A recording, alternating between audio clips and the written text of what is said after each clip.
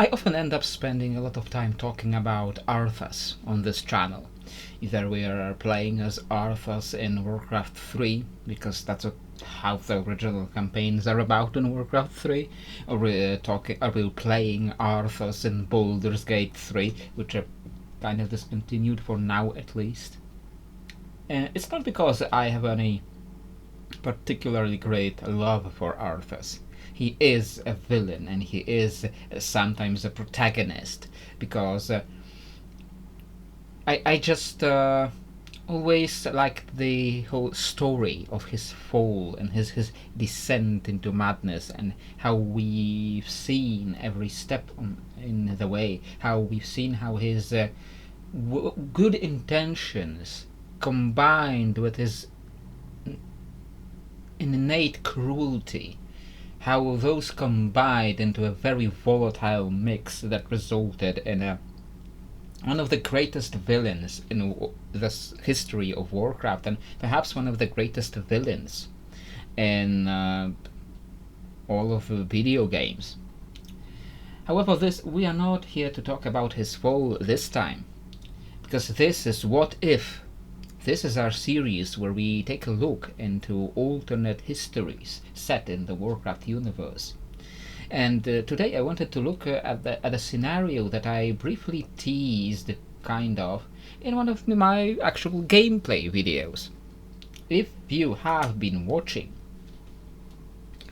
my gameplay videos, you would have seen the video where Arthas, there's the interlude between the human Arthas missions, where Arthas is ambushed by Medivh, and I joked that Arthas went off to take a leak and suddenly Medivh popped out of a bush.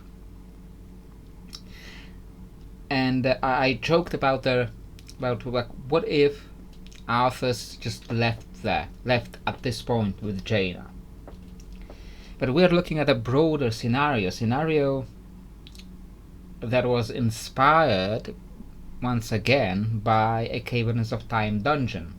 However, as usual, Caverns of Time do their scenarios in a very boring way, because most of their scenarios are, what if Infinite Dragonflight attacked this guy at this point and then he died? And their answer is, everybody dies, the Burning Legion wins, or the old gods win. And in this channel, in this series, we believe that is a very boring answer, so we will not be doing that. We will try to look at a scenario that is a little more realistic, a little more immersive scenario. And that is, what if Arthas didn't call Stratholme.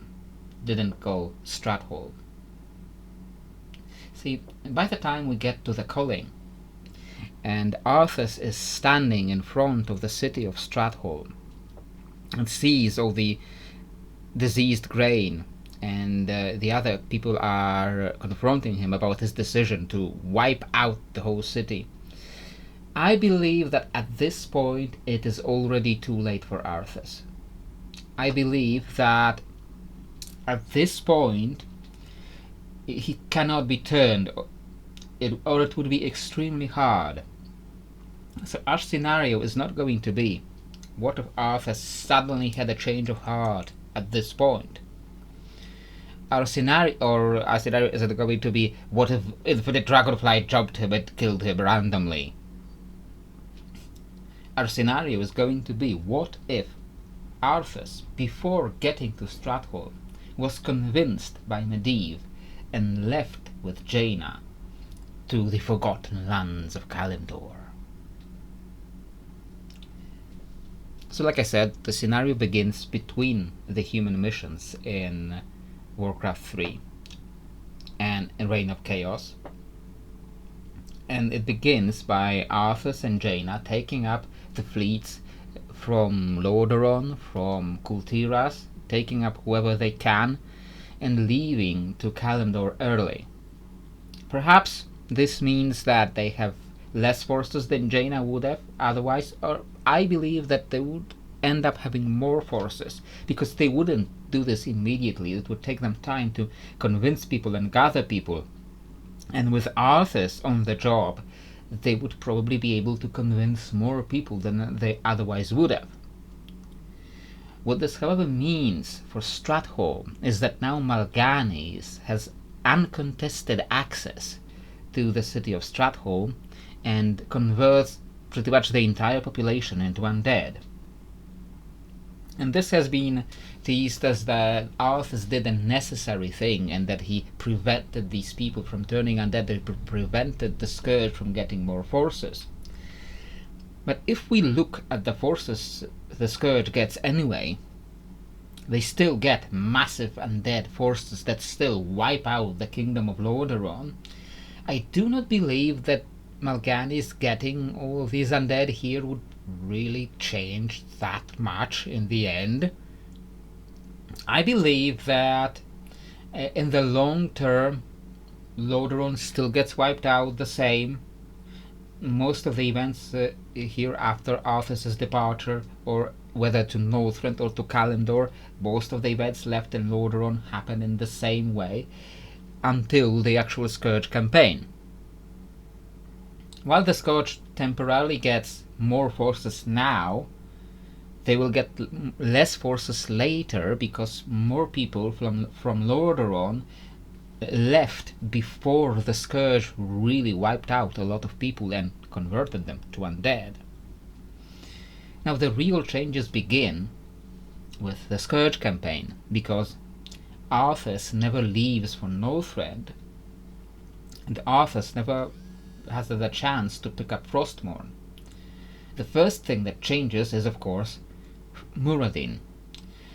If Arthas never finds him and never helps him out for a little bit, then whether we go by WarCraft III continuity where Muradin dies, if we go by that continuity, that not a lot changes because Muradin dies either way. If we go by the WoW continuity, we don't get Muradin because he just simply dies alone in Northrend at this point. And now this creates a big complication for Ner'zhul, for the Lich King, because now he lost the champion that he bet on, the champion that he hoped to convert, make his first Death Knight, and to eventually make his future vassal. Ner'zhul loses that huge advantage, and what that means is that Ner'zhul loses a lot of leverage against the Dreadlords. Now, without Arthas to act as a counterpoint to them, would eventually Kel'thuzad is never resurrected. Kel'thuzad remains just dead, maybe a ghost, maybe just dead. And Ner'zhul, without his champion, becomes completely controlled by the Dreadlords. The Scourge becomes little more than the Burning Legion's tool, or if you go by the Shadowlands version, little more than the Jailer's tool, but we're not going to talk about that. Either way, however you treat canon, Ner'zhul becomes little more than a puppet. What does this really mean for the Scourge as a whole? Not a lot immediately. The Scourge is still commanded by the Dreadlords when they get to Kalimdor, when the Scourge gets to Kalimdor and gets to Mount Hyjal. And I believe that with Arthas and Jaina in Kalimdor, there are now more forces to defend the World Tree, and as a result, the defense holds strong. Nothing changes in the long term. Perhaps Arthas is still mad, perhaps he's still a problem when fighting against orcs, and he is opposing, uniting with orcs against the Burning Legion. But I believe that even though he is a vicious and cruel bastard, I believe that when confronted with Medivh, who he would be able to be convinced, especially if he was earlier convinced to leave for Kalimdor, he would be able to be convinced to defend Kalimdor, to defend the World Tree alongside the orcs. Now, when the demons get defeated in Kalimdor, what what this means for the Scourge is that the Dreadlords stay in control of the Scourge over there. The 3 Dreadlords, Balnazar, Deathrok, and Varimathras, stay in control. What this means for Quel'Thalas is unclear to me. Perhaps with the Alliance leaving in greater forces, perhaps now there is even less people left to defend. Perhaps there is no Garithos left. Perhaps Garithos is with Arthas in Kalimdor, and now there's even less people to defend the Eastern Kingdoms. And does the Scourge still conquer Quel'Thalas without Arthas? It is a very good question to consider. They lose a lot of great commanders. They lose Kel'thuzad, they lose Arthas. Perhaps they could use a Nubarak. He doesn't show up normally in the Reign of Chaos campaign in Quel'Thalas, but perhaps they could send a Nubarak. They have other commanders. Overall, the Scourge is weaker and largely under control of the Dreadlords, so perhaps the Dreadlords could still conquer Quel'Thalas.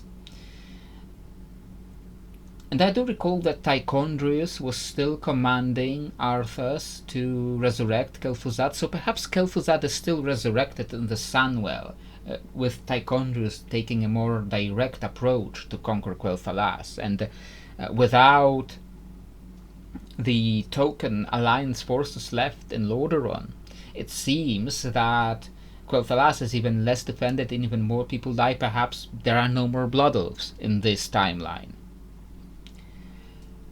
What this means now, coming back to Kalimdor after the Burning Legion is defeated, is that while Arthas was convinced to let the orcs live for the time of the Battle of Mount Hyjal, I do not believe he will stay loyal to them for a long time.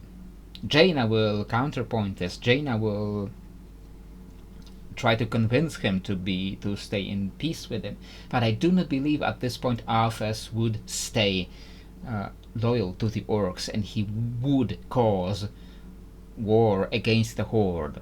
And we would perhaps see very soon after the Third War, like in the No Thrall scenario where Doomhammer was the troublemaker, perhaps in this timeline Arthas is the troublemaker that starts another war between the Alliance and the Horde, but this time it's the war between Theramore and Orgrimmar, the nascent Orgrimmar.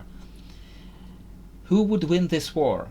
It is also very hard to say with any certainty, because we're talking about 2 forces whose comparable powers are very hard to but the Horde has Thrall, the Horde has potentially Rexxar knocking around somewhere in some alternate version of his campaign, and the Alliance has Arthas and Jaina. If Daelin Proudmoore still arrives at some point in Theramore, Arthas would support him, and perhaps between Arthas and Daelin, perhaps either Jaina would be either convinced to join them, or at least to stand aside while they fight the Horde. Usually when I try to realistically look at these scenarios, I end up thinking that the Horde eventually loses, because the Horde really has much lower numbers than the Alliance. It does make up for some of it with their ferocity. But if we're looking at how it usually is governed by the story, the Horde often just wins on that pure ferocity, on that pure rage of theirs. In this scenario, Grom is still with Thrall. Grom still dies defeating Manoroth, so that pure rage, that demonic blood is cleansed from the orcs. So the orcs are fighting clearer, so perhaps they have less rage, and Arthas has more power. That maybe this war somehow leads to Arthas's fall in some other way. Perhaps while he fights the Horde and he fights Thrall all the way to the gates of Orgrimmar, perhaps he realizes at some point that what he's doing is wrong. Well, Arthas has always been a vicious mean person. I believe that he had some redeeming qualities originally, and if he was directed in the right direction from the start, he could have been redeemed, he could have been saved. But of course, that's not how things went, and people drew on his worst qualities, whether it was the Lich King or whether it was even his allies who unwittingly manipulated him to go in the other direction. Perhaps in this scenario, when Arthas fights Thrall in front of Orgrimmar, perhaps he realizes that what he's doing is wrong. Perhaps he realizes that the orcs are people just same as humans. Perhaps he sees some orcish family somewhere with children that his forces had hurt. Without the Lich King whispering in his ear, his human compassion, his human instincts win over, and he stops the war. Does this mean there is going to be peace between the Alliance and the Horde of Kalimdor? Perhaps not for long, perhaps not forever, but that for now it would be. The bigger problem is Lordaeron. Now, without Arthas to disturb the Scourge forces there, the Dreadlord insurgent forces there, without him vengefully raising Sylvanas as a Banshee who never becomes the Archranger, the whole of Lordaeron becomes pretty much the continent of Lordaeron. From Quel'Thalas to Gilneas, everything is under control of the Scourge, which is still under control of the Burning Legion, the Dreadlords having full control over the weakened Ner'zhul. We have to consider what this means for people like Illidan, who at some point Illidan tries to destroy the Frozen Throne, and only when he gets help from the only when Kael'thas gets help from the Night Elves that Illidan is stopped. This perhaps happens in the same way, because I don't see real reasons why the Night Elves would not go help Maiev find Illidan and then end up helping. They wouldn't find Kel'thas in there, because Kel'thas probably dies with the rest of Silvermoon, with the rest of Quel'Thalas. They die to this stronger Scourge, but they still follow Illidan to the ruins of Dalaran and stop him from his ritual, and Ner'zhul remains not weakened by that crack, but he's still weakened by not having Arthas, by not having some of these powerful commanders. And the Scourge, this fully Legion-controlled Scourge, is now completely unchecked. And though they lost their fight for Mount Hyjal, they will continue to advance in the Eastern Kingdoms. They will eventually make their way across the Thandal span. They will attack Ironforge and the Dwarves, and eventually make their way towards Stormwind. And I like to imagine that at this point, after Arthas already had his epiphany and stopped fighting the Horde, perhaps now the Alliance reaches back out to Kalimdor, and now the forces from Kalimdor can return to Stormwind and defend it from the much stronger, more powerful Scourge. Perhaps the Orcs even join them, and perhaps even the Night Elves join them, and there is another valiant war for Stormwind, where they defend it from the invading Scourge forces and Legion forces. In the end, it looks like the Third War never really ends for much longer. So why we leave this scenario here? We can imagine that if they are successful there at Stormwind, and if they fight off the Scourge, perhaps the Third War continues in earnest, and the allied forces between the Alliance, the Horde, perhaps even the Night Elves, perhaps they all strike back and recover most of the maybe not most of the Eastern Kingdoms, but at least the Southern continent, the Khazmodan and the Azeroth continent. Perhaps they recover that continent, and the Scourge is much stronger here, but so are the allied forces of all the mortal forces that united to defeat the Burning Legion a couple of years ago first. So it can really go many different ways from there. I do believe that because Warcraft is ultimately a heroic fantasy where ultimately the good-ish forces win over the evil-ish forces, I do believe that eventually the Scourge is defeated in this scenario, but I could go into more depth in what happens next if this video does very well. If it gets, like I said in a previous What If video, if this video gets 1,000 views, I will look into following this scenario into WoW era and what happens with the events from the World of Warcraft era and from the World of Warcraft characters and villains, and how this continues from there, and whether the Scourge actually loses, whether they can actually lose with the Burning Legion support and with a weakened Ner'zhul. Perhaps I will look into that next time if there is enough interest in this topic in this video, but meanwhile I think this will be it for this scenario. So if you enjoyed this, please leave a like and subscribe, and comment what you think I did wrong in this scenario, what you think would have gone differently, or perhaps comment what other scenarios you would like to hear. I have a couple of different scenarios still ahead of me. I have a couple of scenarios that are not necessarily inspired by the Caverns of Time scenarios. And in fact, the very next one that I have planned is very different and not strictly inspired by anything from Caverns of Time. So stay tuned for that. So if you enjoyed this, like I said, like and comment and subscribe to all the YouTube things. And you can support the channel at Ko-fi, which I have a link in the video description below. But meanwhile, this will be it for this video, and I hope to see you next time.